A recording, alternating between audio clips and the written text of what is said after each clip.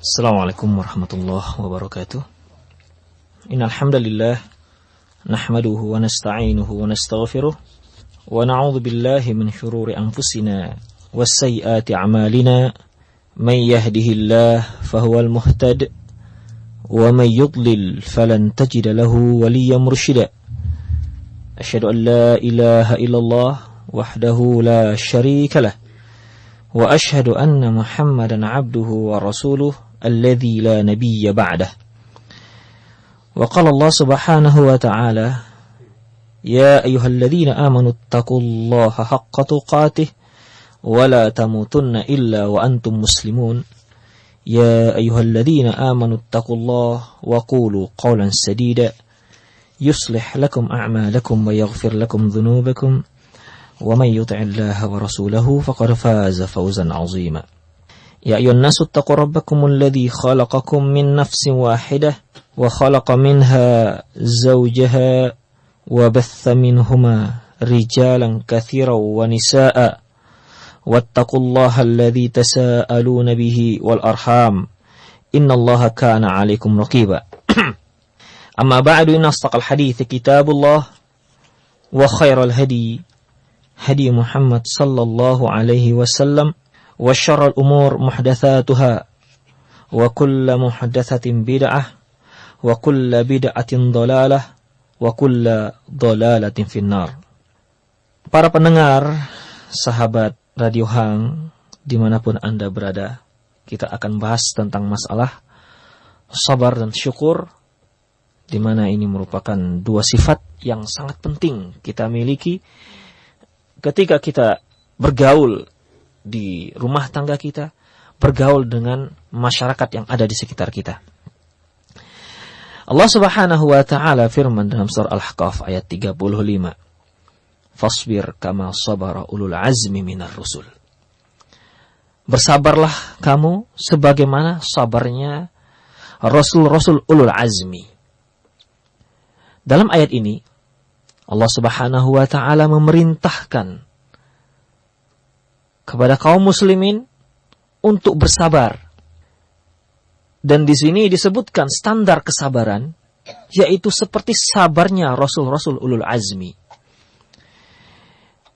Kita telah ketahui bagaimana perjuangan dakwah para rasul-rasul ulul azmi yang merupakan rasul yang terbaik di antara rasul-rasul yang lainnya, yaitu ada 5 rasul. Nabi Ibrahim, Nabi Nuh, Nabi Isa, Nabi Musa, dan Nabi Muhammad salawatullahi alaihim ajma'in. Para hadirin rahimanallahu wa iyyakum. Di sini Allah Subhanahu wa ta'ala memerintahkan kita untuk sabar seperti sabarnya mereka. Bukan hanya sekedar sabar-sabar biasa saja. Berarti kita sebagai kaum muslimin harus berusaha untuk memupuk kesabaran kita semakin lama, semakin tinggi. Sebagaimana kesabarannya para rasul-rasul ulul azmi. Bahkan kita dilarang oleh Allah Subhanahu wa ta'ala untuk tidak sabar. Dilarang meninggalkan sifat sabar ini. Dalam surat Al-Imran ayat 178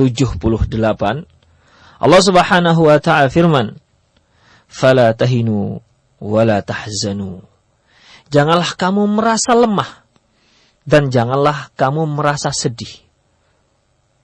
Janganlah kamu lemah, jangan merasa lemah dan jangan merasa sedih.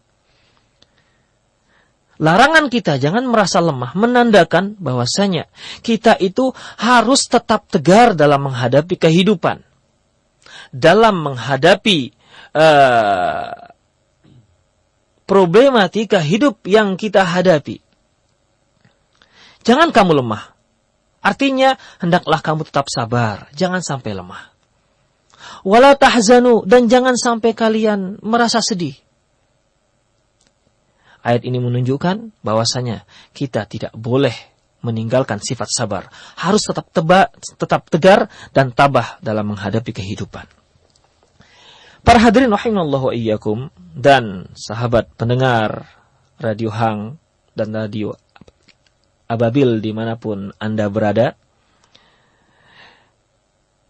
Imam Ahmad rahimahullah pernah berkata bahwasanya iman itu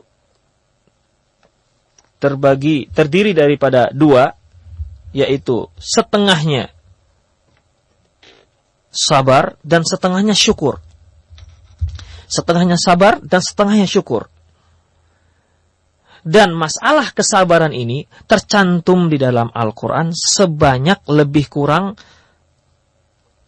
di 60 tempat.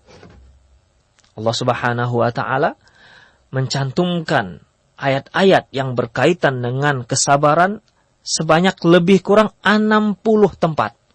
Ini menunjukkan bahwasanya bagaimana pentingnya sifat sabar ini harus dipupuk pada diri setiap kaum muslimin.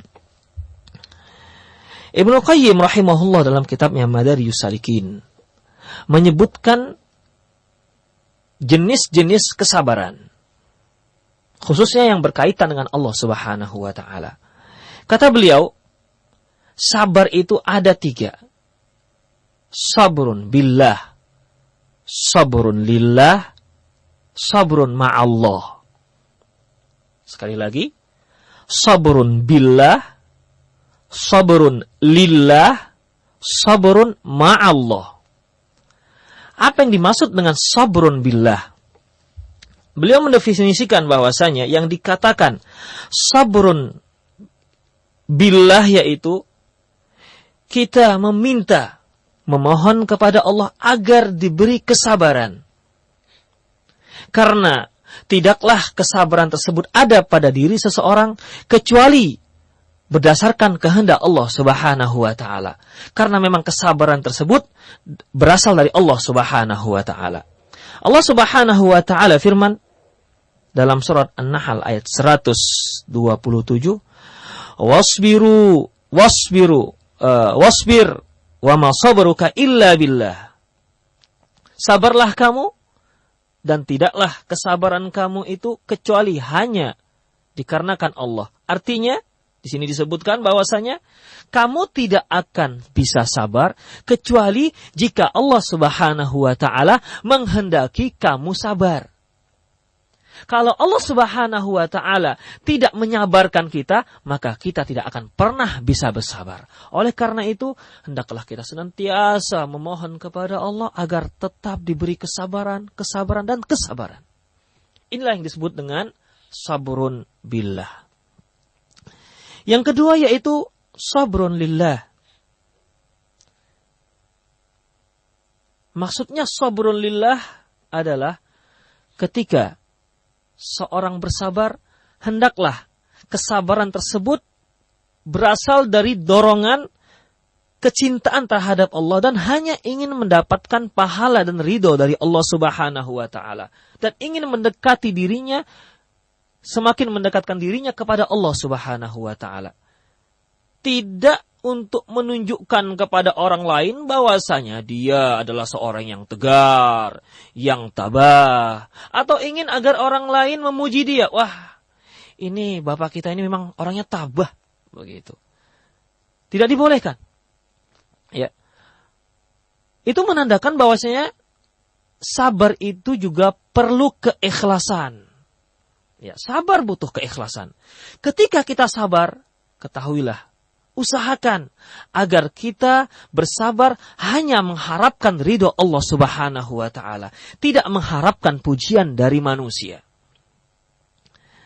Karena berapa banyak kita lihat ya, orang itu ketika dia bersabar, ketika dia tertimpa musibah, apakah ada di antara anggota keluarganya yang meninggal, atau dia kehilangan sesuatu berupa harta, atau mungkin baru saja tertimpa kebakaran misalnya. Ya. Maka ketika itu hendaklah dia bersabar. Bersabar dalam menerima musibah ini. Dan jangan sekali-sekali dia ketika dia bersabar agar orang lain memuji dirinya bahwasanya dia adalah seorang yang bersabar. Disayangkan kalau seandainya seorang yang sabar hanya ingin mengharapkan agar orang lain memuji dia bahwasanya dia adalah seorang yang bersabar. Jadi, hendaklah kita senantiasa mengikhlaskan diri kita dalam bersabar. Sekali lagi, bahwasanya sabar itu juga butuh keikhlasan. Tidak untuk mendapat pujian orang lain. Hanya semata-mata mengharapkan ridho Allah Subhanahu wa taala. Kemudian sabrun ma'allah. Apa yang dimaksud dengan sabrun ma'allah? Yang dimaksud dengan sabrun ma'allah yaitu seorang hamba senantiasa sabar dalam melaksanakan hukum-hukum, aturan-aturan yang telah ditetapkan oleh Allah Subhanahu wa taala. Karena di dalam menjalankan hukum-hukum Allah, aturan-aturan Allah, ini juga butuh kesabaran. Kalau kita tidak sabar, maka kita akan melanggar aturan tersebut. Pernah salah seorang sahabat datang kepada Rasulullah Sallallahu Alaihi Wasallam, meminta nasihat kepada beliau, di mana nasihat ini tidak akan dia tanyakan lagi kepada yang lainnya. Rasulullah Sallallahu Alaihi Wasallam memberikan jawaban, memberikan nasihat. Kata beliau, "Qul amantu billah." Katakan, aku beriman kepada Allah. Tsumma istaqim. Kemudian istiqomah.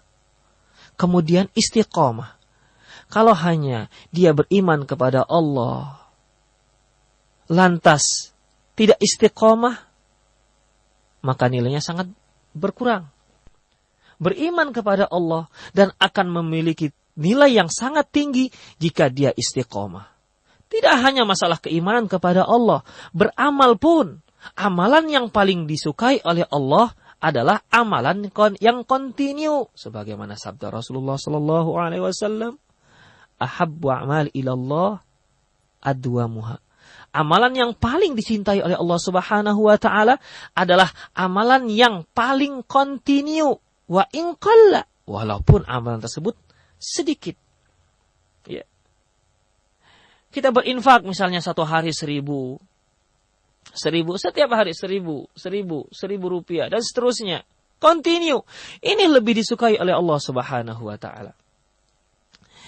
Kita salat malam misalnya, satu malam itu enggak sampai 11 rakaat.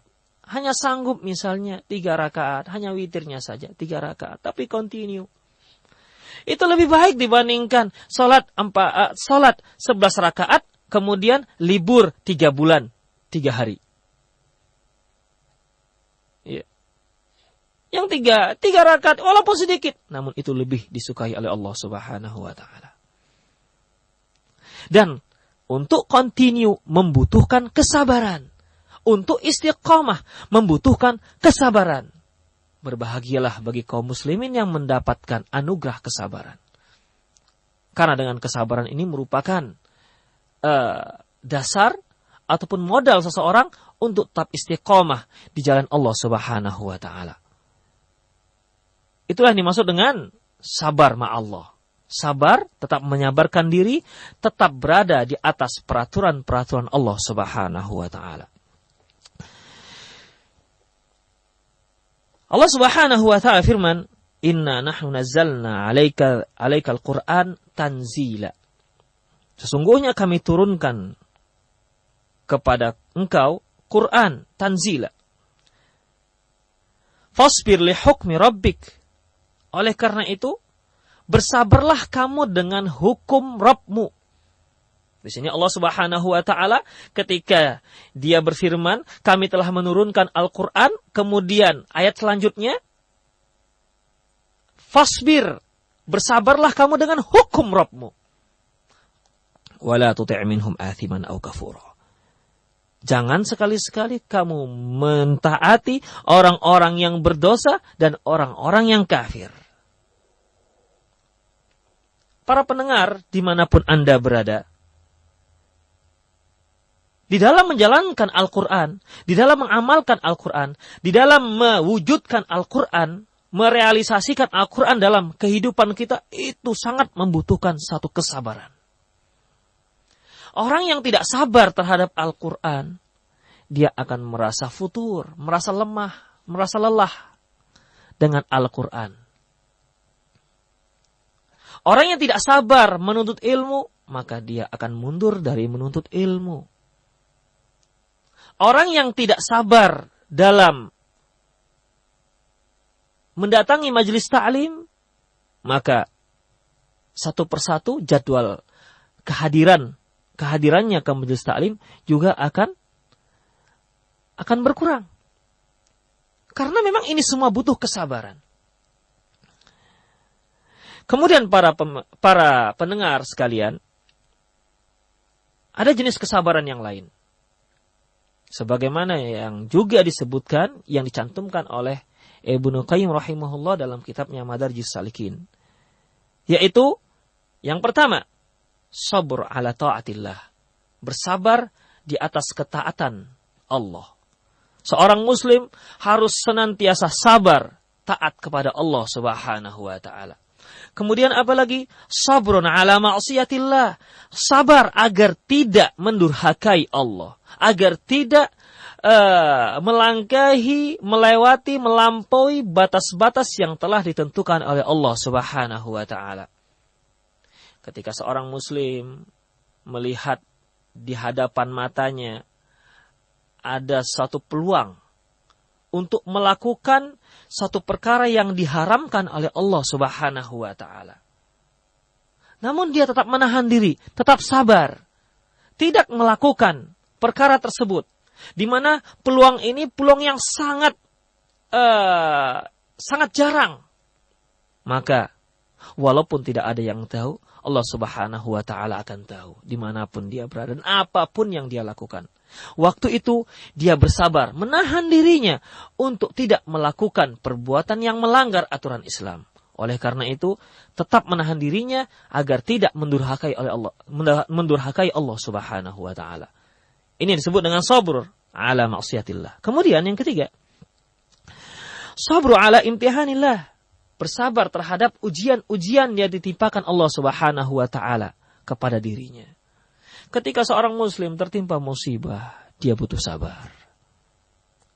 Karena saya yakin, ketika seorang muslim mendapat musibah, sebenarnya tidak ada alternatif lain selain dia sabar. Cobalah kalau seandainya dia mau protes dengan siapa? Umpamanya, istrinya yang paling dia cintai meninggal.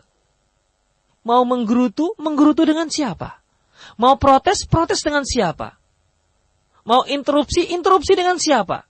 Mau merubah takdir tidak bisa. Sebenarnya, tidak ada alternatif lain selain bersabar. Oleh karena itu, orang yang bersabar, orang yang paling tenang menjalani kehidupan. Terutama ketika menghadapi ujian-ujian yang diturunkan oleh Allah subhanahu wa ta'ala, yang sebenarnya untuk meningkatkan kualitas dirinya, meningkatkan derajatnya di sisi Allah subhanahu wa ta'ala, ketika dia berhasil menghadapi ujian tersebut.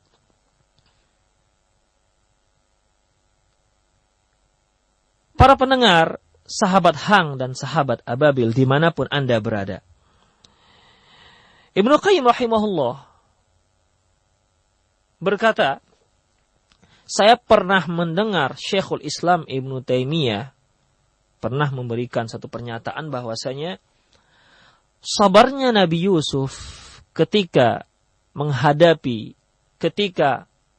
mendapatkan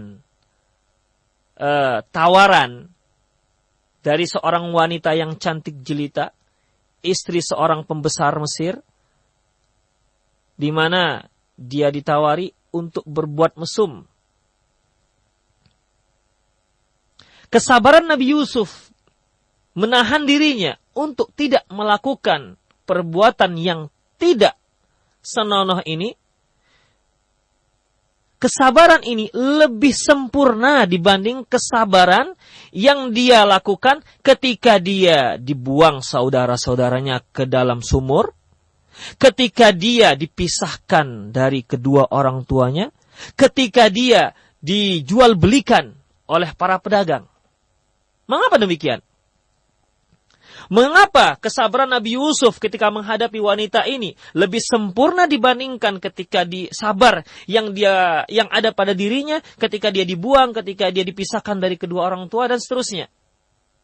Ibnu Taimiyah rahimahullah mengatakan bahwasanya karena ketika Nabi Yusuf alaihi salam dibuang ke sumur, kemudian dipisahkan dari kedua orang tuanya, kemudian dia diperjualbelikan, ini adalah kesabaran yang peristiwa yang tidak bisa dia pilih. Peristiwa yang tidak bisa dia pilih. Ini merupakan suratan takdir yang telah ditentukan oleh Allah Subhanahu wa taala. Ketika dia dibuang ke dalam sumur, dia tidak bisa memilih. Tak usah saja dibuang, tidak bisa seperti itu. Ketika dia dipisahkan dari kedua orang tuanya, dia harus seperti itu. Dia tidak bisa interupsi, nggak jadi dijual misalnya, nggak jadi dipisahkan, tidak bisa seperti itu. Mau nggak mau dia harus jalani alur kehidupannya seperti ini. Namun ketika dia berhadapan dengan wanita, dia punya pilihan untuk melakukan dan untuk menahan dirinya. Ketika mendapat tawaran dari wanita tersebut, dia bisa memilih sebenarnya apakah dia memenuhi tawaran tersebut atau dia menolak tawaran tersebut. Makanya kesabaran Nabi Yusuf ketika menghadapi wanita ini lebih sempurna dibandingkan kesabaran-kesabaran pada peristiwa-peristiwa yang telah berlalu pada diri Nabi Yusuf. Kemudian Syekhul Islam Ibnu Taimiyah menyatakan, ditambah lagi ada faktor-faktor pendukung Nabi Yusuf untuk memenuhi permintaan wanita tersebut. Di antara faktor-faktor yang mendukung Nabi Yusuf, yang menguatkan Nabi Yusuf untuk memenuhi permintaan tersebut, namun dia tetap sabar, menyabarkan dirinya untuk tidak memenuhi permintaannya. Apa itu? Faktor pertama yang sangat mendukung yaitu waktu itu Nabi Yusuf masih seorang pemuda. Seorang anak muda, keinginannya untuk melakukan perbuatan yang diajak, yang ditawarkan oleh wanita tersebut, yaitu perbuatan mesum atau melakukan hubungan biologis. Seorang pemuda memiliki dorongan yang lebih kuat dibandingkan orang yang sudah tua. Apabila tawaran ini diajukan kepada orang tua, kakek-kakek yang sudah renta umur 60, ayo dia nggak mau, wajar. Kenapa? Memang nggak punya selera. Begitu. Memang tidak punya selera. Namun seorang anak muda yang darahnya masih panas, masih menggelora, kan begitu. Apalagi masih puberitas. Wah, ini masih ada di benaknya, masih hanya dia hayal-hayalkan saja, kan begitu. Waktu itu Nabi Yusuf masih muda. Ini faktor pertama. Yang kedua, dia masih lajang. Belum pernah menikah. Beda dengan seorang pemuda yang sudah pernah menikah. Apabila ada tawaran seperti ini, dia nggak mau, dia bisa menyalurkannya dengan cara yang halal. Karena dia sudah punya saluran tersendiri, kan begitu.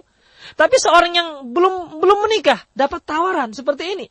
Tawaran gratis istilahnya. Ya.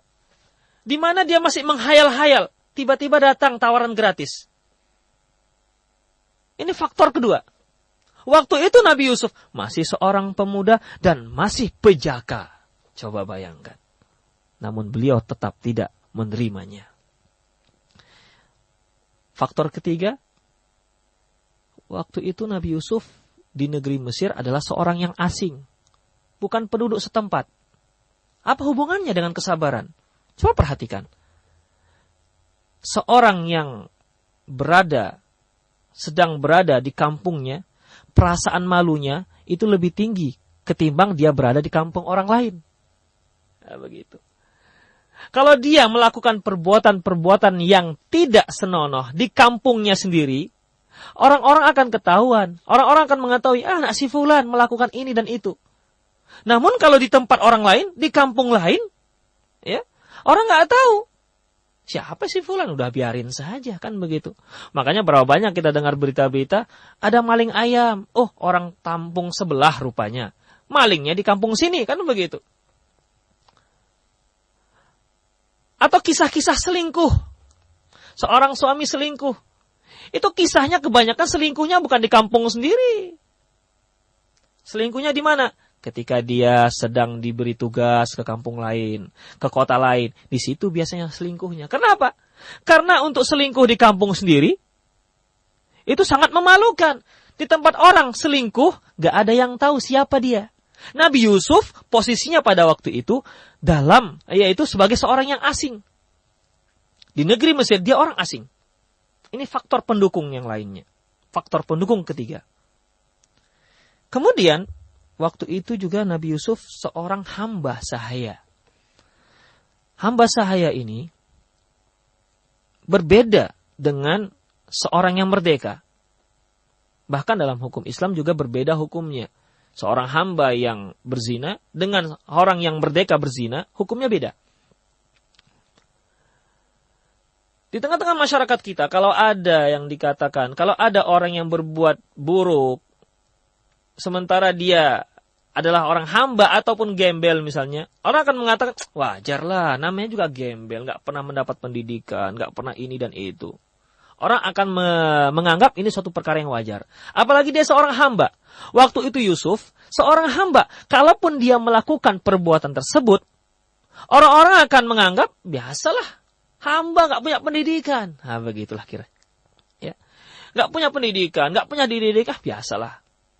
Artinya, aib seorang hamba ketika melakukan perbuatan yang tidak baik dengan aib aib yang dilakukan oleh seorang yang merdeka, maka orang yang merdeka ini lebih aib. Lebih besar aibnya seorang yang merdeka melakukan perbuatan yang tidak baik dibandingkan seorang hamba. Waktu itu Nabi Yusuf seorang hamba. Kemudian, faktor pendukung lain. Wanita yang mengajak beliau wanita cantik. Nah, begitu. Bukan wanita yang yang ponten 5,5 begitu. Bukan yang pas-pasan, bukan yang face-nya pas-pas, enggak. Yang menawarkan diri ini adalah seorang wanita cantik. Ya. Namanya juga istri pembesar. Yang namanya istri pembesar ya biasalah kan begitu. Perawatannya bagus. Kalau istri-istri yang biasa keluar rumah ataupun petani, ya hari-hari terkena panas, tentu kan akan menyoklat kulitnya kan begitu. Wajahnya juga akan menyoklat. Dan ini yang mengajak Nabi Yusuf adalah seorang wanita cantik jelita. Antum bayangkan, berada di hadapan antum seorang wanita yang cantik jelita menawarkan diri kepada antum dengan tawaran yang gratis. Catatannya, antum seorang anak lajang, belum pernah menikah, orang asing lagi, gak ada yang tahu, berdua di kamar. Kira-kira kalau istilah orang Indonesia, mana ada buaya yang menolak bangkai? Apa begitu? Namun Nabi Yusuf tetap bersabar. Nabi Yusuf tetap bersabar. Tidak melakukan hal itu.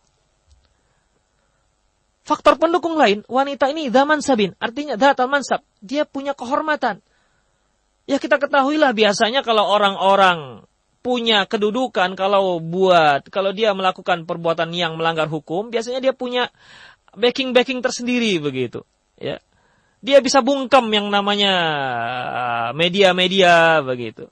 Ya, namanya juga orang pejabat, seorang istri pejabat begitu.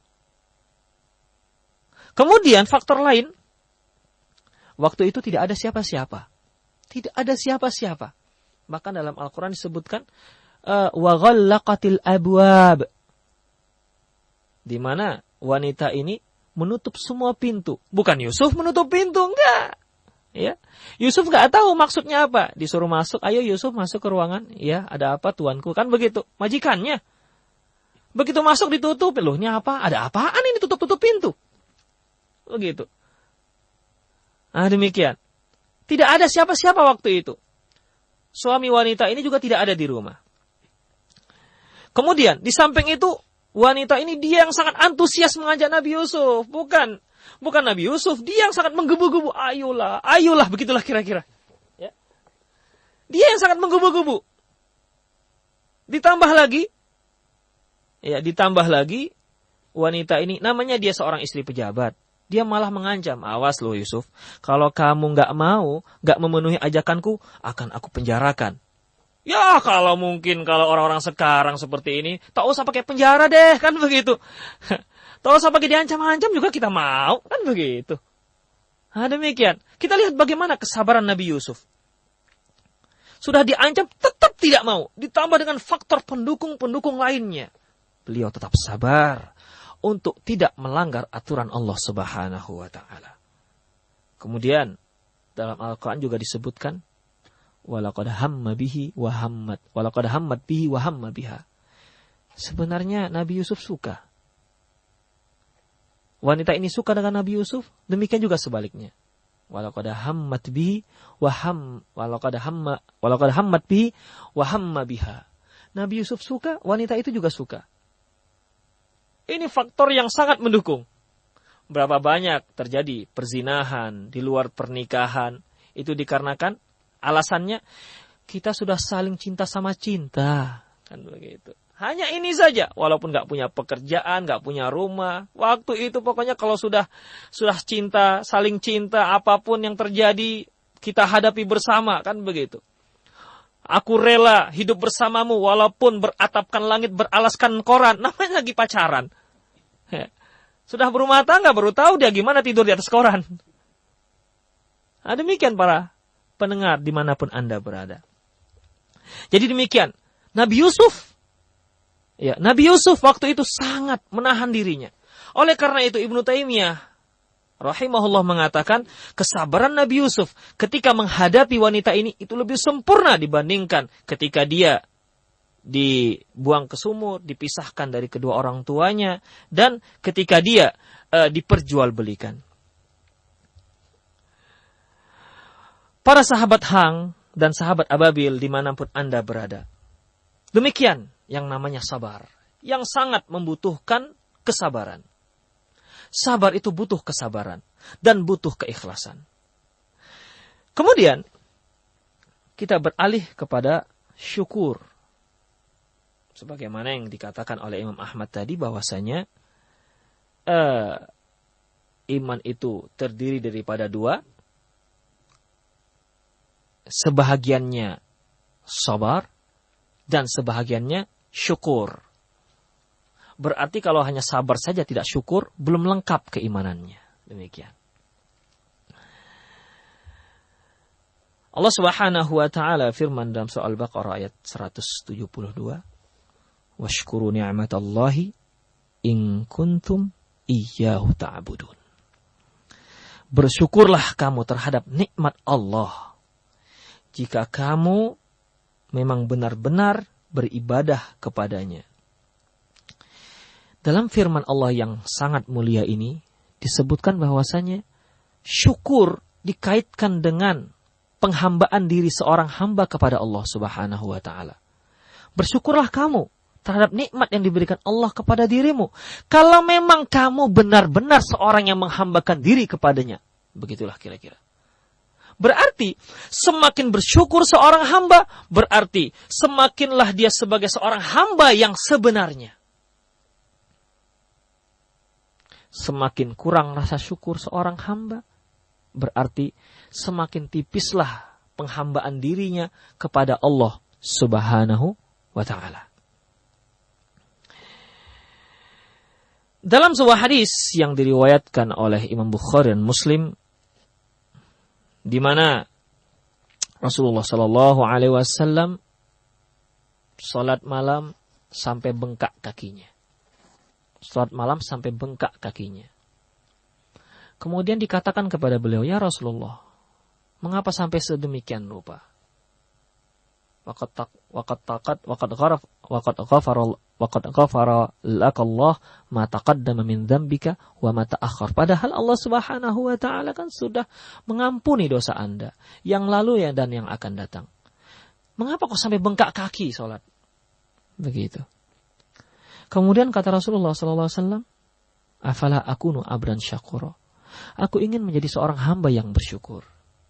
Coba siapa di antara kita yang bersyukur sampai salat bengkak kaki? Saya kira jangankan sampai bengkak kaki, gigit nyamuk saja sudah gelisah. Begitu. Rasulullah sallallahu alaihi wasallam seorang makhluk yang termulia secara mutlak di seantero alam, kan begitu. Di seluruh seantero alam, mutlak dari seluruh anak-anak Adam, Rasulullah lah manusia yang termulia di sisi Allah Subhanahu wa taala. Dosanya sudah diampuni seluruhnya, yang lalu dan yang akan datang. Namun beliau tetap sholat tekun kepada Allah Subhanahu wa taala, tetap beribadah kepada Allah Subhanahu wa taala, bahkan terkadang sampai bengkak kakinya. Hanya untuk apa? Bukan hanya ya. Supaya untuk mendapatkan apa? Untuk mendapatkan derajat seorang hamba yang bersyukur. Tandanya untuk bersyukur itu butuh perjuangan. Butuh kesabaran. Demikian juga Allah Subhanahu wa taala memberikan gelar syukur, syakur, seorang yang bersyukur kepada Nabi Nuh. Dalam surah Al-Isra ayat 3 Allah Subhanahu wa taala firman, "Innahu kana 'abdan syakura." Sesungguhnya Nuh itu adalah seorang hamba yang bersyukur. Padahal kita lihat bagaimana perjuangan Nabi Nuh di medan dakwahnya. Beliau diberi usia alfasanatin illa khamsina ama.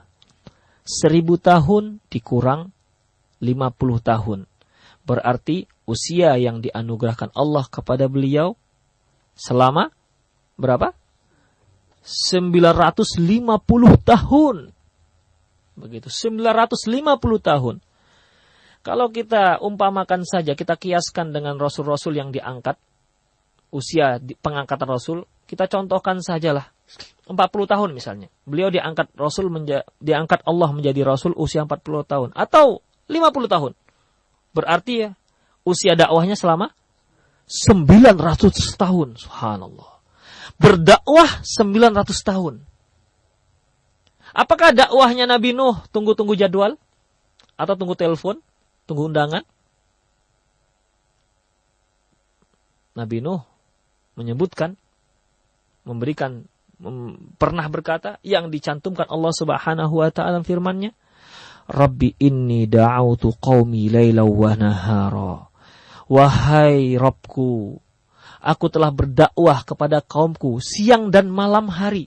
Siang dan malam hari, coba bayangkan. Berdakwah siang dan malam hari selama 900 tahun. Begitu perjuangan Nabi Nuh dalam berdakwah. Ini kita kadang-kadang masih 2 tahun setengah, itu berlebih 3 hari. Begitu mendapat hujatan mulai mundur. Aduh, payah deh. Begitu. Kita lihat Nabi Nuh alaihissalam. Dan Allah Subhanahu wa taala telah memberi dia sebagai derajat orang yang bersyukur.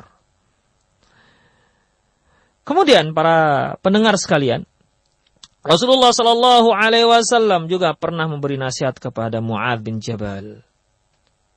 Kata Rasulullah, "Ya Mu'adz, inni uhibbuka fillah." Ya Mu'adz, sungguhnya aku cinta terhadapmu karena Allah. Fala tansa an taqula fi duburi kulli salati Allahumma a'inni ala dzikrika wa syukrika wa husni ibadatik.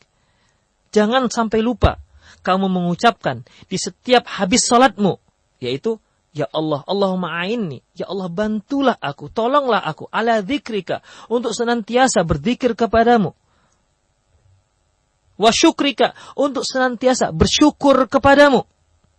Wa husni ibadatik, dan untuk senantiasa beribadah dengan baik kepadamu. Jadi kita jangan sampai tinggalkan doa ini setiap habis salat. Allahumma inni, a'inni, ala dzikrika, wa syukrika, wa husni ibadatik. Kita mohon pertolongan kepada Allah supaya dimudahkan untuk tetap bersyukur, untuk tetap beribadah. Sebab kalau Allah Subhanahu wa taala tidak menolong kita, maka tidak akan mungkin hal itu semua kita lakukan.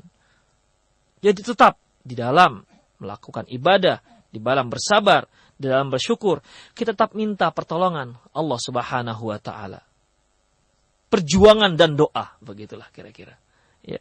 Kita tetap bersabar dan berdoa. Bersyukur dan berdoa. Ibnu Qayyim rahimahullah menyebutkan definisi syukur, hakikat syukur yang berkaitan dengan ubudiyah. Apa katanya? Yang dikatakan syukur adalah zuhur athar ni'matillahi ala lisani abdin. Yaitu terlihatnya nikmat Allah Subhanahu wa taala dari lisan seorang hamba. Thana'an wa'tirafan. Pujian-pujian dan pengakuan terhadap nikmat tersebut. Seorang hamba harus senantiasa memuji Allah Subhanahu wa taala seperti alhamdulillah, segala puji bagi Allah. I'tirafan artinya pengakuan dirinya terhadap nikmat tersebut. Artinya dia benar-benar mengaku ini adalah nikmat Allah, bukan semata-mata dia dapati karena kekuatannya. Berapa banyak kita lihat ketika seorang muslim mendapatkan nikmat, dia merasa nikmat ini dia dapati dari kekuatannya. Ya. Nikmat ini dia dapati dari kepintarannya. Dan ini tidak dibolehkan. Ketika kita mendapat nikmat, bersyukurlah kepada Allah. Dan mengakuilah bahwasanya kita hanya berusaha. Namun hasilnya hanya dari Allah Subhanahu wa taala. Sehingga dengan demikian kita tidak pernah menjadi seorang yang congkak dan sombong di hadapan manusia-manusia yang lain. Dan kita juga tidak pernah congkak terhadap beribadah kepada Allah Subhanahu wa taala. Kemudian apa lagi? Wa ala qalbihi syuhudan wa mahabbatan. Di dalam hatinya semakin yakin dan semakin cinta kepada Allah Subhanahu wa taala. Ketika seorang mendapat nikmat dari Allah, maka hal itu akan menambah kecintaan dirinya terhadap Allah Subhanahu wa taala, akan mempertebal keyakinannya terhadap Allah Subhanahu wa taala. Kemudian apa lagi? Wa ala jawarihihi inqiyadan wa ta'atan. Di dalam gerak-geraknya, amalannya, aktivitasnya, maka akan terlihat dia seorang yang semakin patuh dan semakin taat kepada Allah Subhanahu wa taala. Inilah hakikat syukur. Jadi bukan berarti hanya sekedar ketika dia mendapatkan nikmat harta kemudian dia ucapkan alhamdulillah, sudah cukup. Syukurlah dia. Belum sempurna syukurnya. Orang yang bersyukur akan terlihat dari tingkah lakunya. Di antaranya itu, dia akan terlihat menjadi seorang yang lebih taat dibandingkan sebelumnya. Inilah yang dikatakan orang yang bersyukur. Lihat Rasulullah. Ya. Sebagai seorang pemimpin dunia. Namun dia tetap bersyukur kepada Allah Subhanahu wa taala. Semakin taat kepada Allah Subhanahu wa taala. Para sahabat Radio Hang dan Radio Ababil dimanapun Anda berada. Kemudian, syukur itu ada yang disebut dengan syukur ammah. Syukur secara umum. Dan syukur khasah. Syukur khusus. Yang dimaksud dengan syukur yang umum, yaitu syukur terhadap anugerah makanan, minuman, kemudian pakaian, dan seluruh kebutuhan-kebutuhan fisik. Ya biasa kan kalau kita mendapat anugerah, diberi hadiah seseorang, apakah kita dapati dari hadiah ataupun memang dari usaha kita dapati, kemudian kita katakan alhamdulillah, kan begitu. Habis kita makan, kita akan ucapkan alhamdulillah. Habis minum, kita ucapkan alhamdulillah. Kita diberi pakaian oleh orang lain, dikatakan alhamdulillah. Ini syukur secara umum. Syukur secara khusus yaitu syukur yang berkaitan dengan apa? Alat tauhid wal iman wa qutul qulub. Terhadap tauhid, keimanan dan kebutuhan hati.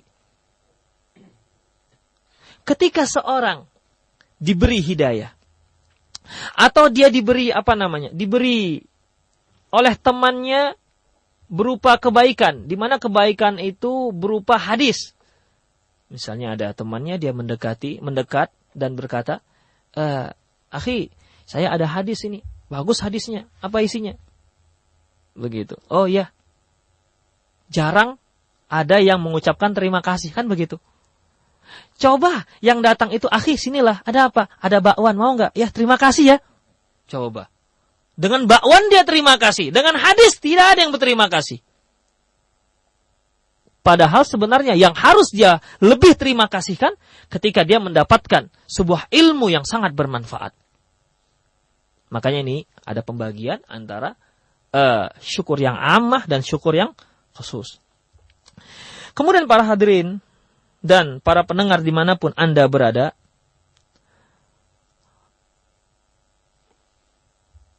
ada perkara yang lain yang perlu kita ketahui, yang juga meningkatkan derajat seseorang ketika dia bersyukur.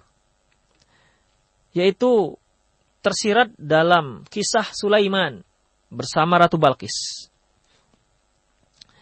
di mana ketika burung hudhud terbang ke negeri Saba dan dia lihat ada seorang raja wanita memiliki singgasana yang sangat hebat, sangat mewah, tetapi kaumnya menyembah matahari. Kemudian Nabi Sulaiman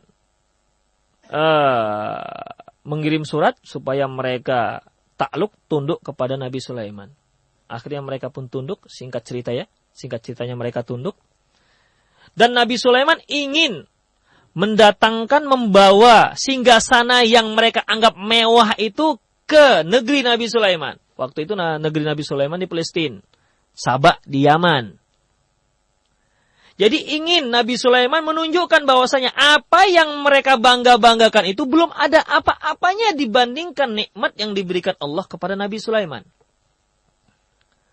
Makanya Nabi Sulaiman berkata kepada menteri-menterinya, "Ya ayyuhal mala'u, ayyukum ya'tini bi'arsyiha qabla ayyatuni muslimin." Wahai menteri-menteriku, siapa di antara kalian yang sanggup membawa singgasananya sebelum dia datang kemari menyerahkan diri? Qala ifritu minal jinni ana atika bihi qabla an taquma min maqamik. Ya Sulaiman, saya sanggup mendatangkan singgasananya Balqis sebelum Anda bangkit dari tempat duduk Anda. Wa inni alaihi laqawiyyun amin. Sungguhnya aku kuat melakukannya dan bisa dipercaya. Kemudian ayat selanjutnya disebutkan wa qala alladhi 'indahu 'ilmu minal kitab, berkata orang yang memiliki ilmu dari kitab. Wa ana atika bihi qabla ayyartadda ilaika tarfuk. Dan aku akan mendatanginya membawa singgasana tersebut sebelum Anda berkedip. Nah, jadi lebih cepat dibandingkan Ifrit. Coba bayangkan. Dari Palestina ya ke Saba pulang membawa singgasana hanya dengan sekejap mata. Kemudian perhatikan. Falamma ra'ahu mustaqirran 'indahu, ketika Nabi Sulaiman melihat singgasananya tersebut sudah ada di hadapan matanya, apa kata Nabi Sulaiman? Qala hadza min fadli rabbi. Ini adalah anugerah dari Tuhanku, dari Allah. Liyabluwani aashkuru am akfur. Untuk mengujiku apakah aku seorang yang bersyukur, apakah aku termasuk orang yang termasuk orang yang kufur. Coba kita perhatikan seorang Nabi Sulaiman alaihissalam. Dunia di genggamannya, tentara-tentaranya tidak hanya manusia, jin dan burung. Hebat sekali, raja. Kemudian di akhirat dia seorang orang nabi memiliki derajat yang tinggi di hari akhirat. Namun itu semua tidak membuat dirinya lupa akan daratan, kan begitu. Tetap bersyukur. Ini semua merupakan anugerah dari Rabbku. Liyabluwani aashkuru am akfur. Untuk menguji diriku, apakah aku termasuk orang yang bersyukur ataukah aku termasuk orang yang kufur. Makanya tidak layak kita sebagai seorang muslim, seorang manusia, ketika mulai meningkat ekonomi, ketika rumah kita sanggup membangun rumah yang mewah, lantas kita tiba-tiba lupa akan daratan atau lupa daratan, kemudian lebih congkak menjadi orang yang sombong. Apalah yang kita dapati dibandingkan apa yang telah dianugerahkan Allah Subhanahu wa taala kepada Nabi Sulaiman. Makanya Nabi Sulaiman ingin menunjukkan kepada Ratu Balqis bahwasanya apa yang dia dapati, apa yang didapati oleh Ratu Balqis itu belum ada apa-apanya. Namun, Nabi Sulaiman yang telah mendapat demikian hebat, demikian banyak anugerah, tetap Islam, tetap menyembah Allah Subhanahu wa taala. Namun, mengapa Ratu Balqis yang hanya diberi singgasana yang mewah saja hanya menyembah matahari, tidak mau menyembah Allah? Kemudian Nabi Sulaiman pada kisah selanjutnya ingin menunjukkan kepada Ratu Balqis bahwasanya yang dia dapati tidak ada apa-apanya. Makanya sudah selayaknya dia menyembah Allah. Dikatakan kepada Ratu Balqis, qila laha dukhuli sarh. Ya. Silakan masuk ke dalam istana. Falamma ra'athu hasibathu lujjatan. Ketika dia masuk, dikiranya kolam. Ya, istana Nabi Sulaiman dikira kolam. Wa kasyafat an saqaiha, sampai dia ngangkat roknya sampai kelihatan betisnya, kedua betisnya. ini singgah sana kok kebanjiran, mungkin begitulah kira-kira. Ya. Nabi Sulaiman ingin menunjukkan bahwasanya macam model Balkis ini masih kampungan lah, kira-kira begitu. Masuk istana saja terpaksa pakai ngangkat-ngangkat rok, begitulah kira-kira. Dikira kolam, dikira kebanjiran. Kemudian dikatakan, qala hadza sarhun min qawarir. Qala innahu sarhun min qawarir. Enggak usah pakai diangkat-angkat rok. Ini adalah istana dibuat dari kaca. Jadi jalan saja, nggak usah pakai angkat rok. Nggak akan ada yang basah. Itu di bawah kaca semuanya. Begitu. Makanya semenjak itu Ratu Balkis langsung masuk Islam. Apa katanya? Qalat inni zalamtu nafsi. Aku telah menzalimi diriku sendiri. Wa aslamtu ma'a Sulaiman lillahi rabbil alamin. Dan aku Islam bersama Nabi Sulaiman kepada Rabb sekalian alam. Coba. Kita lihat Nabi Sulaiman yang demikian hebatnya bersyukur kepada Allah Subhanahu wa ta'ala. Kemudian dalam sebuah hadis sebutkan, la yashkurullah man lam yashkurun nas. Tidak bersyukur kepada Allah orang yang tidak bersyukur kepada manusia.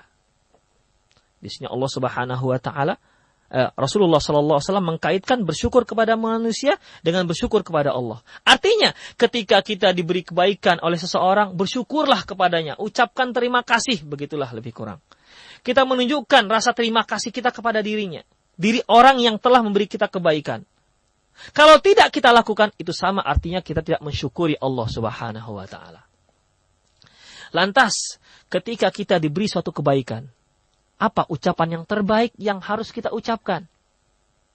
Ya, yang biasa kita lakukan, yang biasa kita ucapkan adalah terima kasih, kan begitu.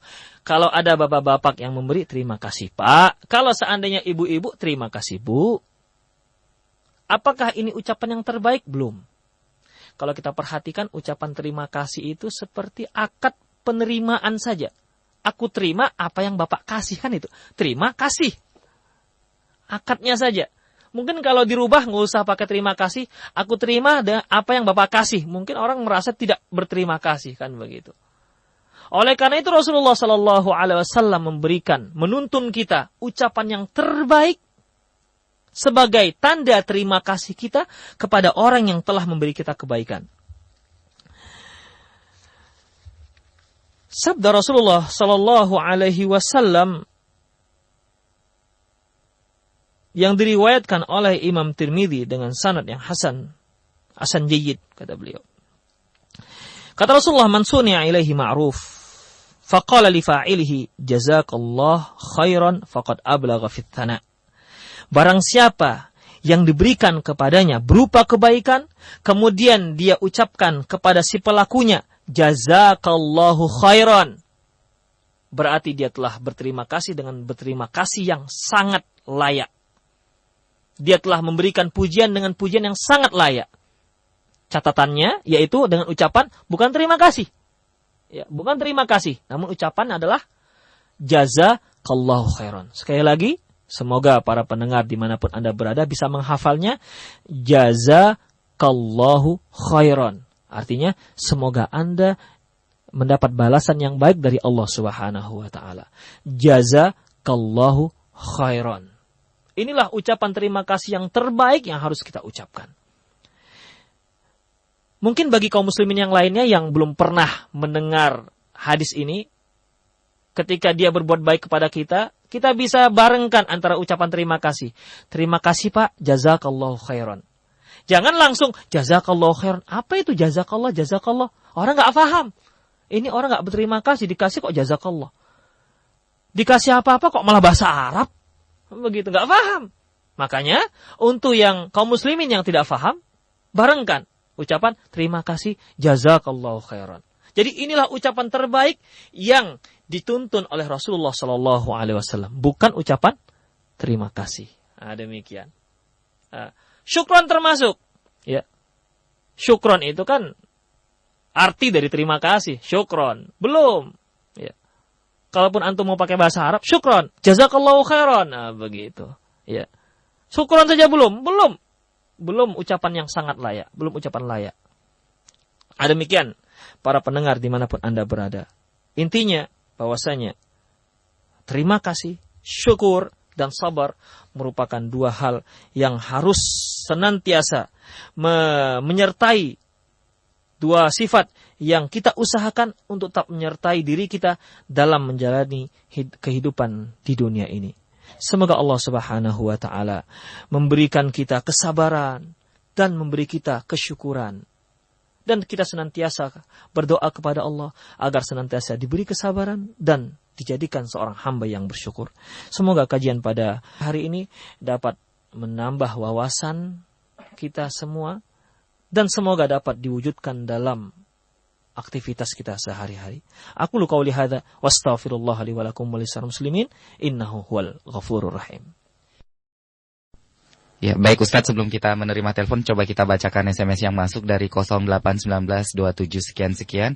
Dari HM di Sekupang, Ustadz, bagaimana sikap sabar seorang akhwat atau ikhwan yang belum menikah untuk tetap istiqomah menjaga kesucian diri atau hati, sementara peluang seperti ikhtilat di tempat kerja meskipun dalam kondisi menjaga hijab? Mohon penjelasan Ustadz. Mengenai cara menjaga hati, ya, memang masalah pemuda dan pemudi ini masalah yang cukup kompleks di tengah masyarakat kita. Pertama tentunya, seorang pemuda, baik ikhwan maupun akhwat, dia harus membekali dirinya dengan ilmu syariat. Karena ilmu syariat inilah yang paling membentengi dirinya dari penyakit-penyakit hati tersebut. Dengan menuntut ilmu syar'i, dia akan mendapatkan solusi-solusinya. Mengapa demikian? Karena hati manusia itu adalah miliknya Allah. Dan Allah lah yang paling mengetahui bagaimana cara memanage hati manusia. Adapun informasi yang kita dapati dari Allah Subhanahu wa taala, tentunya tidak ada caranya kecuali dari Al-Qur'an ataupun informasi dari Rasulullah sallallahu alaihi wasallam, di mana Allah Subhanahu wa taala menyebutkan, "Wa ma yantiqu 'anil hawa in huwa illa wahyu yuha." Tidaklah dia berbicara dari hawa nafsunya, karena itu merupakan wahyu dan yang diwahyukan Allah kepadanya. Jadi yang pertama sekali, hendaklah dia menuntut ilmu syari. Apa yang harus dia lakukan? Kita tidak bisa pungkiri bahwasanya dalam masyarakat Indonesia masih banyak ikhtilat, begitu. Namun, dalam masalah ini, coba usahakan. Usahakan, pertama, kalaupun ada ikhtilat, jangan terlalu ramah sekali lah dengan yang namanya akhwat, begitu. Apalagi ya, sering saya singgung bahwasanya seorang wanita itu, kalau kita ramahi, dia akan punya perasaan-perasaan tersendiri. Apalagi keramahannya ini ada unsur-unsur dakwah, begitu. Apakah melalui SMS, melalui telepon call langsung, apalagi ramahnya melalui request, kan begitu, sapa menyapa melalui channel radio yang biasa dilakukan oleh pemancar-pemancar radio yang lainnya. Walaupun isinya adalah dakwah, sebagaimana yang sering saya singgung, seperti seorang ikhwan SMS kepada seorang akhwat, ukhti sudah sholat nggak? Begitu. Ya, ini yang diperintahkan sholat, yang disuruh sholat, kan begitu. Namun seorang akhwat yang dia resapi bukan masalah sholatnya, dia akan merasakan betapa perhatiannya dia terhadap diriku. Begitu yang dirasakan. Ya. SMS lagi, ukhti sebentar lagi imsak loh, ayo cepat makan, kan begitu. Karena Rasulullah sallallahu alaihi wasallam menyatakan bahwasanya tasaharu fa inna fis suhur barokah. Bersahurlah kamu karena dalam makan sahur itu ada barokah. Yang di SMS itu hadis. Namun jangan dikira yang ditanggapi oleh seorang akhwat itu bukan hanya hadisnya, namun yang ditangkapnya ada makna-makna yang tersirat. Ini yang tersirat ini kadang-kadang yang lebih berbahaya dibandingkan yang tersurat. Begitu. Makanya harus membataskan diri. Berusahalah membatasi diri, begitu. dalam kondisi masyarakat sekarang ini, ya, pertama kita harus membekali ilmu bagaimana caranya dalam menghadapi lingkungan, kemudian berusaha juga mempraktekannya, ya. Kemudian fattaqullaha mastata'tum. Bertakwalah kamu sesuai dengan kemampuan dirimu. Insyaallah itu merupakan solusi yang global yang mungkin bisa ukhti tadi ya. Ya, bisa lakukan. Allahu a'lam bissawab. Jazakallah khairan Ustaz, dan kita menuju ke SMS selanjutnya dari Abdullah. Apakah kesabaran ada batasnya Ustaz? Iya. Apakah kesabaran ada batasnya? Apakah kesabaran ada batasnya? Atau apakah kesabaran itu butuh sabar juga? Apakah kesabaran itu ada batasnya? Para pendengar dimanapun Anda berada, batas kesabaran seseorang, ya, batas kesabaran seseorang itu berkaitan dengan tingkat keimanannya. Apabila keimanan seseorang itu tipis ataupun menipis, maka orang tersebut juga memiliki kesabaran yang tipis. Semakin tebal tingkat kesabaran seorang, maka semakin tebal juga tingkat kesabarannya. Namun bukan berarti yang dikatakan sabar, kalau seandainya kamu dipukul orang, maka ucapkan terima kasih. Bukan seperti itu. Kalau ada orang perampok masuk ke rumahmu, pakai ucapan Assalamualaikum Pak, saya mau merampok. Bukan berarti silahkan, ambillah. Kita harus sabar. Nggak seperti itu. Yang sabar itu adalah mereka yang tetap berada di atas syariat Allah. Mereka yang datang merampok, mengambil harta kita. Rasulullah SAW mengatakan, "Man qatala duna malihi, fahuwa syahid." Barang siapa yang terbunuh karena dia membela hartanya, maka dia syahid. Demikian. Jadi ketika orang datang mengambil harta kita secara paksa, kita bela, ya. Kita harus bela. Di sini tidak butuh kesabaran, bahkan pembelaan itulah yang dikatakan sabar. Begitu. Kemudian dalam hadis yang lain disebutkan, man qatala duna nafsihi fahuwa syahid. Barang siapa yang terbunuh karena membela dirinya, maka dia juga syahid.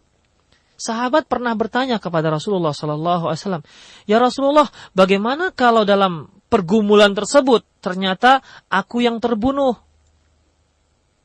Kata Rasulullah, kamu dalam surga. Ya Rasulullah, bagaimana kalau dia kalah? Ternyata dia yang terbunuh, dia dalam neraka. Nah, demikian. Jadi kesabaran yang kita maksud adalah kesabaran tetap di atas syar'i.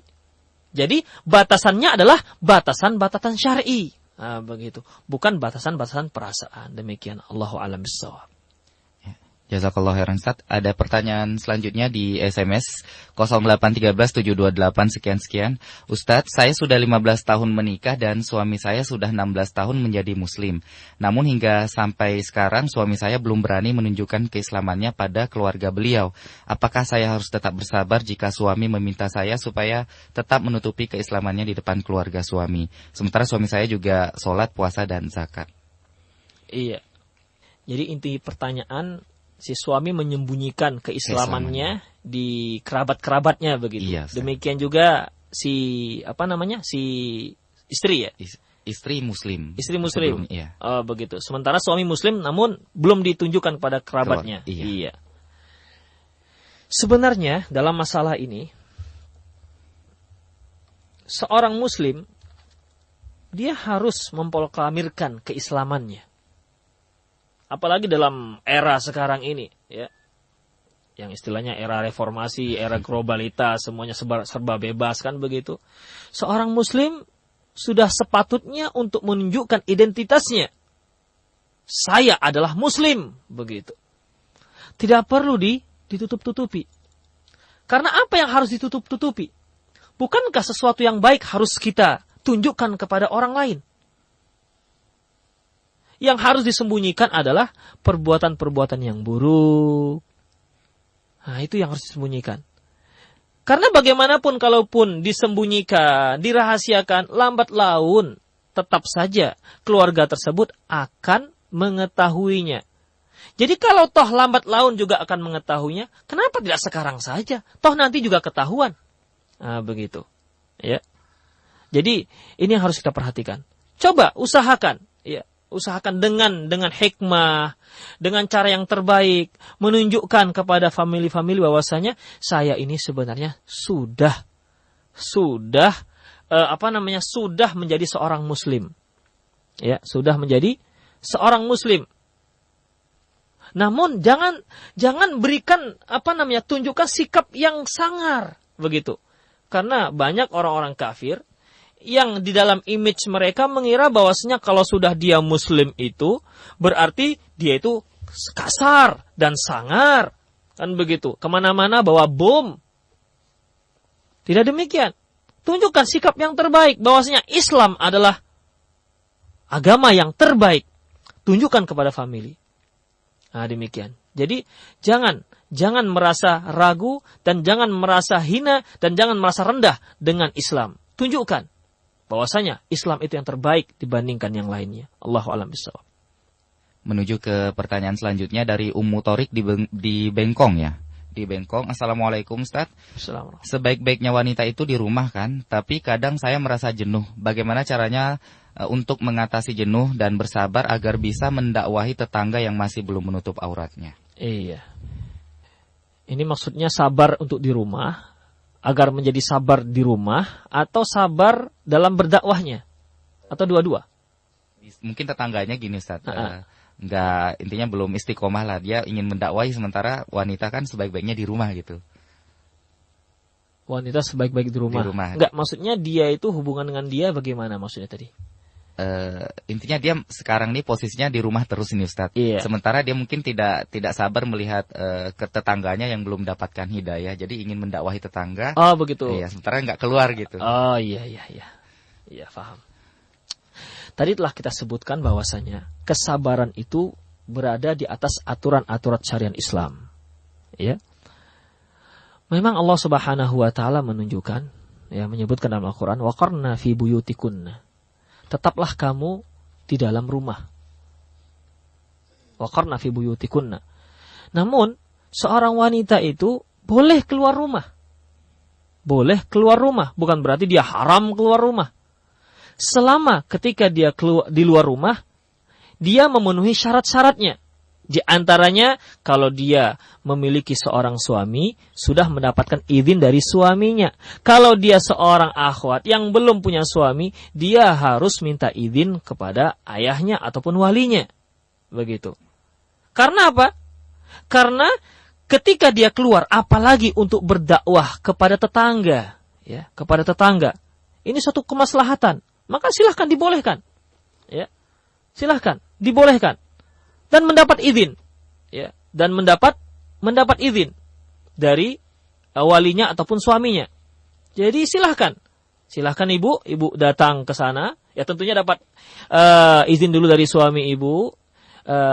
Pak, nanti siang mungkin saya ke tetangga begitu. Oh silahkan, maka silahkan. Namun kalau kata suami nggak boleh, misalnya kan begitu. Kan ada juga suami yang kamu harus tinggal saja di rumah. Bagi suami seperti ini, saya harapkan supaya agar menurunkan tensi ketatnya, begitu. Agar turunkan aturan-aturan seperti itu, karena juga nggak berguna istri diberi peraturan seperti itu. Ya, istri itu bukan aparat. Harus baris 1, 2, 3, 4 kiri kanan, tidak seperti itu. Mereka juga punya perasaan, mereka juga punya punya hal-hal kreasi-kreasi tersendiri. Selama hal itu tidak menyalahi syar'i, silahkan. Apalagi ini dalam berdakwah, begitu. Apalagi yang dia dakwahi adalah tetangga. Ya, tetangga. Maka ya, dalam masalah ini ibu tak usah pakai sabar. Artinya, ya berdakwah saja begitu. Hanya saja ketika mendapatkan ujian-ujian dalam berdakwah, barulah bersabar. Ya, barulah bersabar. Jadi, kalau ada orang yang mau berbuat baik, kemudian dia menahannya, ini nggak sabar namanya. Ini bukan sifat sabar. Saya mau sholat, tapi biarlah saya bersabar supaya nggak sholat. Itu bukan sabar namanya. Ya. Saya mau berinfak, tapi biarlah saya bersabar supaya nggak berinfak. Itu bukan bersabar namanya. Nah, demikian. Ya. Jadi kalau berbuat baik, laksanakan kebaikan tersebut, kemudian istiqomah dalam berbuat baik, itu yang dikatakan sabar. Kalau kita mau berdakwah, laksanakan dakwah tersebut, ya, kemudian sabar dalam menghadapi ujian-ujian. Ya bisa saja ketika kita berdakwah kepada tetangga, ternyata tanggapannya ya dingin-dingin saja.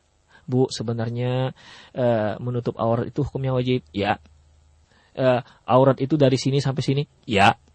Begitu. Sudah, selesai. Silahkan pulang. Kan begitu. Bisa saja seperti itu kan begitu. Tetangga menanggapi dingin padahal kita merasa sudah sangat hangat. Ya, bersabarlah dalam melaksanakan dakwah. Demikian. Dalam menghadapi ujian-ujian dan tantangan-tantangan dakwah. Dan jangan merasa bosan kan begitu. Payah, udah dikasih tahu sekali nggak mau, ya sudahlah.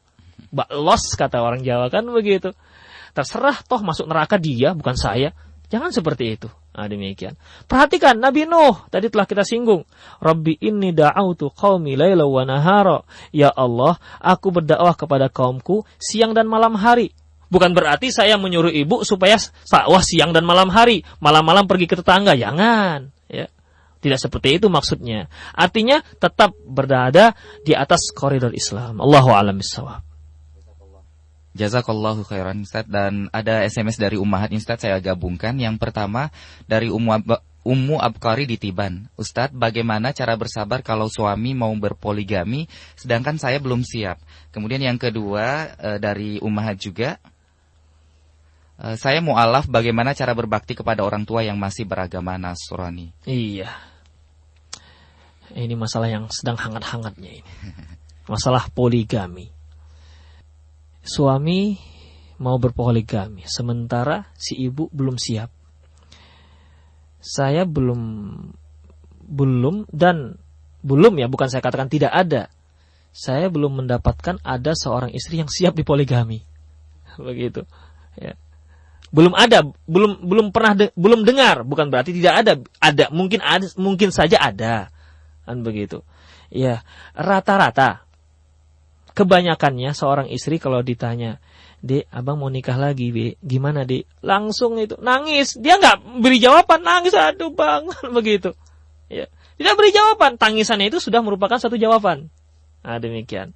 Namun, ya di sini saya himbau kepada para akhwat, walaupun mungkin hukum ataupun ketetapan Allah Subhanahu wa taala yang tercantum dalam surat Nisa, fankihu ma taba lakum minan nisa mathna wa thulatha wa ruba'. Nikahilah wanita 2 orang, 3 orang atau 4 orang. Ini merupakan ketetapan Allah Subhanahu wa taala yang dihalalkan bagi seorang lelaki, ya.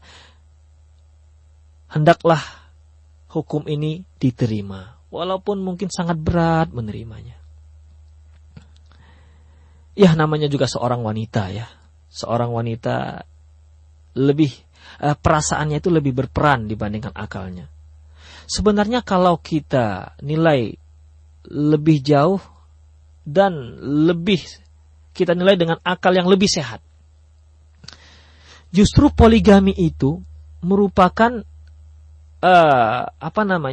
solusi terhadap problematika wanita itu sendiri.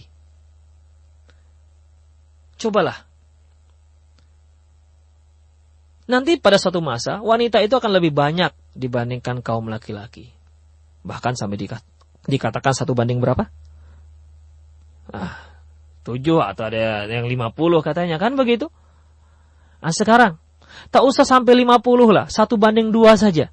1 laki-laki 2 perempuan. Sekarang kalau jatahnya 1 laki-laki 1 perempuan, kemanalah perginya yang 1 lagi?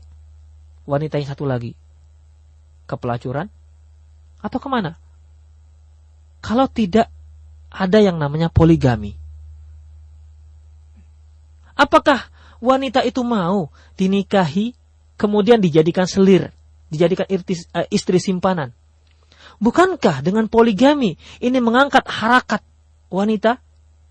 Artinya status istri kedua itu sama seperti status istri pertama. Kebanyakannya kan kita lihat dia takut poligami, akhirnya dijadikan istri yang kedua itu istri simpanan, disimpan nggak kelihatan di mana, statusnya juga tidak ketahuan.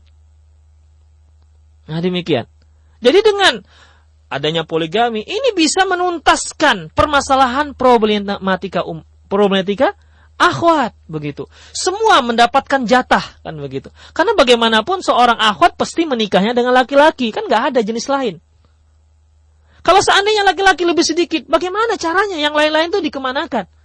Apakah dibiarkan jadi perawan tua semua? Kan kasihan. Atau, na'udzubillah min dzalik, kalau jadi pelacur, maka dengan poligami inilah merupakan solusi yang terbaik untuk mengangkat harakat kaum wanita, bukan untuk menghinakan, walaupun berat kaum ibu menerimanya. Namun ketahuilah, semua perkara yang diperintahkan Allah, yang dibolehkan oleh Allah Subhanahu wa ta'ala, maka itu merupakan maslahat bagi umat manusia. Coba kita lihat negeri Eropa misalnya yang mengeluh-elukan anti poligami, itu omong kosong. Mereka memang istrinya satu, tapi jajannya kemana-mana. Begitu, omong kosong, merendahkan kaum wanita. Memang yang resmi satu, yang nggak resmi, walah. Yang ilegalnya kan begitu. Yang ilegalnya itu banyak.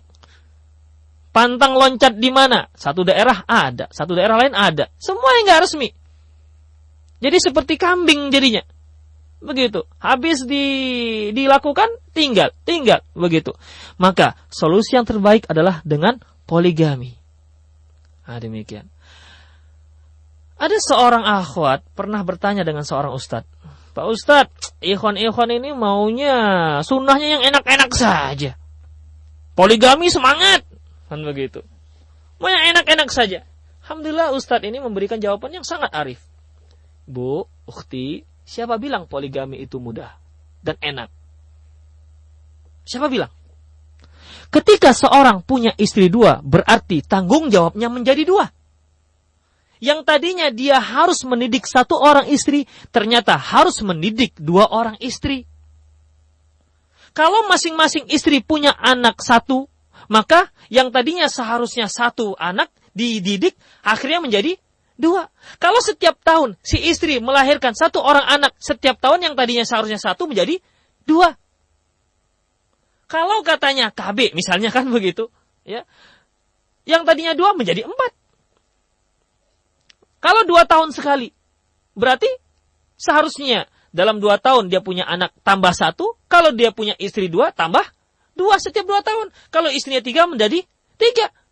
Tentunya dalam masalah ini dia harus memiliki mental yang kuat, tanggung jawab yang lebih kuat, dan masalah finansialnya juga lebih kuat.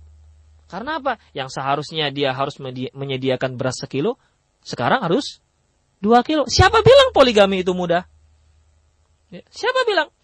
Belum lagi ketika terjadinya gejolak antara istri pertama dan istri kedua. Karena bagaimanapun tetap ada kecemburuan. Istri Rasulullah aja saling cemburu.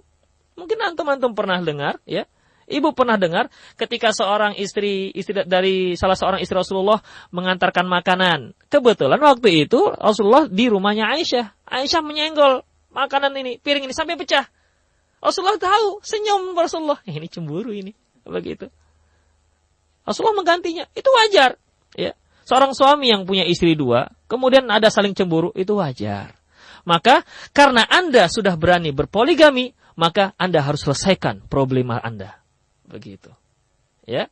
Jadi demikian. Jadi poligami itu merupakan solusi yang terbaik.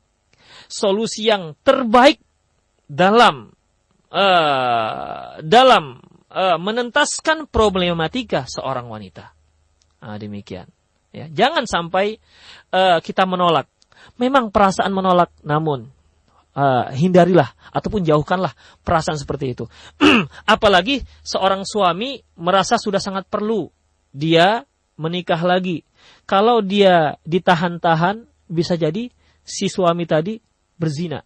Kalau seandainya berzina, berarti si istri juga ikut berdosa. Mengapa dia tahan-tahan? Begitu. Nah, demikian. Ya, namun fa in khiftum alla ta'dilu fawahidah. Perhatikan, ini khususnya bagi suami yang punya istri 2. Kalau kamu tidak sanggup, 1 saja. Nah, begitu. Kalau nggak sanggup adil, 1 saja. Kalau 1 dianggap belum cukup, silahkan 2, boleh silahkan. Ya. Namun tanggung jawab akan lebih besar. Nah, demikian. Ya. Memang yang namanya sunnah ta'adud ini sebenarnya harus disemarakkan. Namun bagi orang-orang yang mampu untuk poligami. Jangan karena disemarakkan, akhirnya yang nggak sanggup juga, saya juga tambahlah satu. Begitu. Saya juga Pak Ustadz, tolong carikan satu lagi. Begitu dia nikah yang kedua, yang satu dicerai. Ketika yang satu dengan yang kedua saling cakar-cakaran, akhirnya dia tidak bisa menyelesaikan permasalahan, keluarganya jadi goncang. Makanya siapkan mental ketika kita beranjak kepada permasalahan poligami. Demikian. Jadi, ibu yang bertanya, ya, jangan dikira poligami itu mudah. Demikian. Allahu a'lam bishawab. Pertanyaan yang kedua, Ustaz. Yang mana itu ya? Mu'alaf. Bagaimana cara berbakti kepada orang tuanya? Berbakti kepada orang tua yang belum Islam. Ya. Yang masih belum Islam.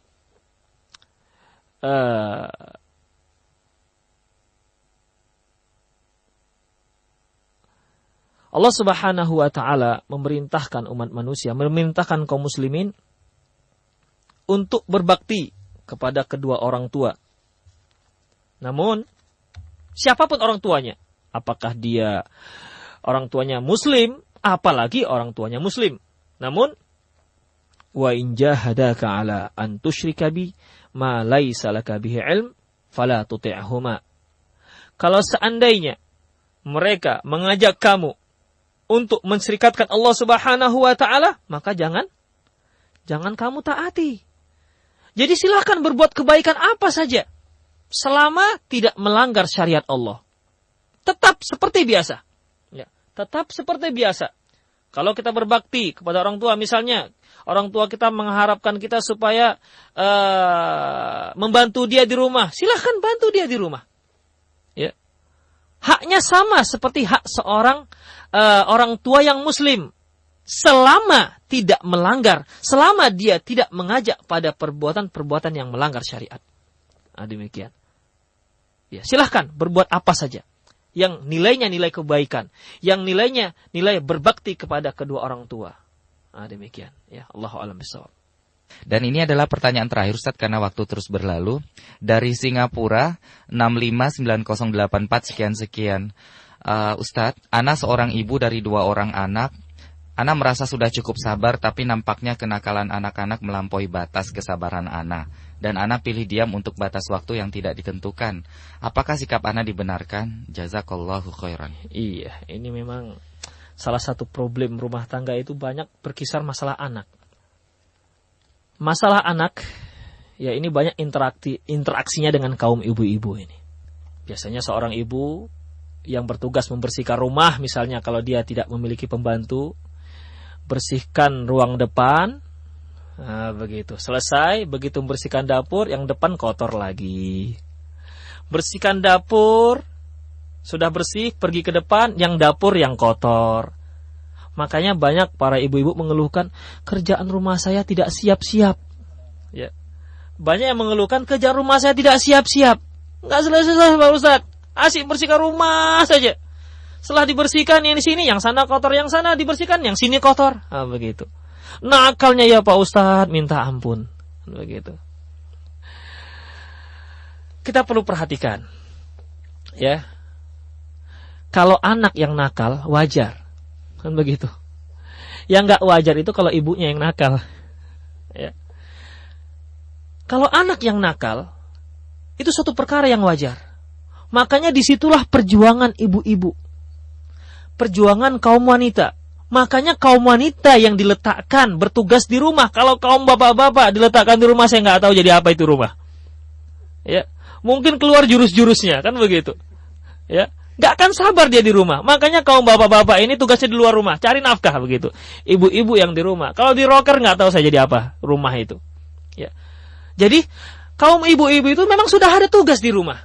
Dan memang kaum ibu-ibu inilah yang paling layak dan yang paling sabar menghadapi anak-anak. Namun perlu diperhatikan, ketika kita menghadapi kenakalan anak-anak, ya namanya juga anak-anak, kan begitu. Ya, namanya juga anak-anak. Haruslah kaum ibu-ibu melaksanakan tugas-tugasnya, dia menyadari itu adalah ibadah. Jangan dikira ketika seorang ibu membersihkan ompol anaknya, itu enggak ibadah. Ketika dia mencuci piring anak-anaknya yang kotor, begitu, itu ibadah. Niatkan itu ibadah kepada Allah Subhanahu wa ta'ala, sehingga tugas-tugas yang dia lakukan di rumahnya dia lakukan dengan senang hati, begitu. Karena apa? Setiap tugas yang dia lakukan, dia tahu ini adalah pahala dari Allah. Ketika dia membersihkan rumah depan, ini dia harus berpikir ini adalah tugas dia dan ini merupakan pahala dari Allah Subhanahu wa ta'ala. Ketika dia balik ke dapur yang tadinya sudah kotor, sudah bersih, dikotorkan lagi, kan begitu. Alhamdulillah ada pahala lagi, begitu. Ya. Dibersihkan lagi. Begitu pergi ke depan, kotor lagi, alhamdulillah ada pahala lagi, begitu.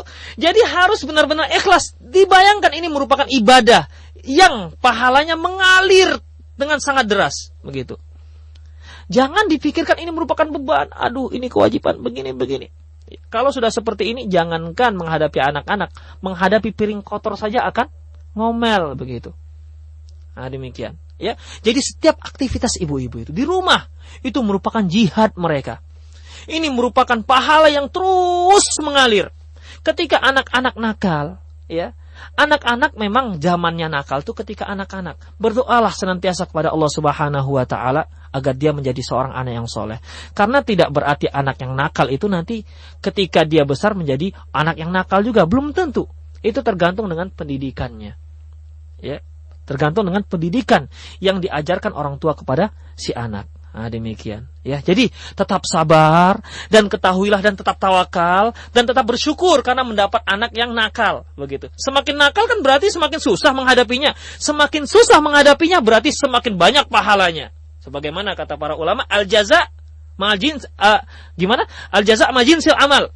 Pahala itu sesuai dengan amalannya. Semakin susah amalannya berarti pahalanya semakin deras. Alhamdulillah anakku nakal. Pahala ini. Ladang pahala, kan begitu. Sumur pahala, begitu.